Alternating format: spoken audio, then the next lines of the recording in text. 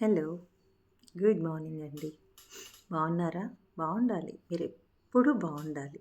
హ్యాపీగా ఉండాలి. హెల్తీగా ఉండాలి. ప్రశాంతంగా ఉండాలి.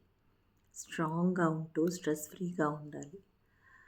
మనకి ముఖ్యంగా ఎవరైనా మోసం చేసినప్పుడు అది ముఖ్యంగా నమ్మక ద్రోహం చేస్తారు చూడండి.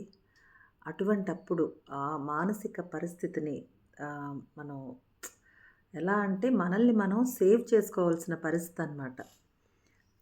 అటువంటి పరిస్థితి ఏదైనా ఎవరికైనా వచ్చింది అంటే, ఎవరైనా నమ్మక ద్రోహం చేసి, ఎవరి వల్లైనా మీరు మోసపోయే పరిస్థితొస్తే, అప్పుడు ఇంకా మీరు స్ట్రాంగ్‌గా తయారవ్వాలి. ముఖ్యంగా నిజాన్ని యాక్సెప్ట్ చేయాలి. అంటే మనం మోసపోయామా? యెస్. సో, మన తప్పు లేకుండా అవతల వాళ్ళ వ్యక్తిత్వ లోపం వల్ల మనం మోసపోయాం. సో, దాంతో ఇంకా స్ట్రాంగ్‌గా తయారవ్వాలి. ఎమోషన్స్ ఏదైనా ఆ టైంలో వచ్చే ఎమోషన్స్‌ని కంట్రోల్ చేసుకోవాలి. ఇమ్మీడియేట్ ఎమోషన్స్ అవి. ప్రతీకారాలు, పగలు వద్దు. చాలామంది రగిలిపోతూ ఉంటారు ప్రతీకారంతో. వద్దండి. దానివల్ల మీ ఎనర్జీ ఇంకా పోతుంది. సో, మీ ఎనర్జీని ప్రొడక్టివ్‌గా మీ సక్సెస్‌పై పెట్టండి. ఇంకా బెటర్ కదా అది. మీకు డిస్టర్బ్ చేసే మనుషులు ఎవరైనా ఇప్పుడు ఇలా మోసం చేసి, మీకు నమ్మక ద్రోహం చేసే వ్యక్తులతో మీరు కాంటాక్ట్ వద్దు అనుకుంటే కట్ ఆఫ్ చేసేసేయండి. ఎందుకంటే వాళ్ళ వల్ల మీరు డిస్టర్బ్ అయిపోతున్నారు. మీరు లెసన్ నేర్చుకోండి. ప్రతి చేదు అనుభవం మనకొక పాఠాన్ని నేర్పిస్తుంది. ఆ పాఠం ద్వారా గుణపాఠంగా తీసుకొని, మళ్ళీ మనం అలా మోసపోకుండా జాగ్రత్త పడుతూ ముందుకెళ్ళాలి. బౌండరీస్ పెట్టుకోండి.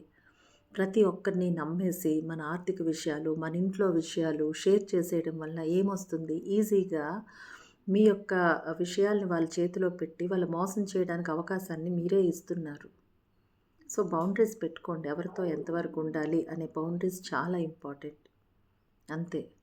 మోసపోయాం కదా! నమ్మక ద్రోహం చేశారు వాళ్ళు కదా! అని చెప్పి బాధపడుతూ మీ లైఫ్ అక్కడితో అయిపోయిందని స్టక్ అయిపోకండి. లైఫ్ ముందు ఇంకా చాలా ఉంది. వాళ్ళకి సరైన సమాధానం మీరు సక్సెస్ అయ్యి చూపించడమే. సో, అన్ని ఎమోషన్స్‌ని కంట్రోల్ చేసుకొని, ఫోకస్ అంతా కూడా మీ సక్సెస్‌పై పెట్టి, ఆ చేదు అనుభవం ఏదైతే ఉందో దాన్ని లెసన్‌గా తీసుకొని ముందుకెళ్ళండి లైఫ్‌లో. మీరు హ్యాపీగా ఉండండి. మీ ఫ్రెండ్స్ మిమ్మల్ని ఇష్టపడే నిజంగా ఇష్టపడే ఫ్రెండ్స్ అండ్ ఫ్యామిలీ మెంబర్స్‌తో టైం స్పెండ్ చేయండి.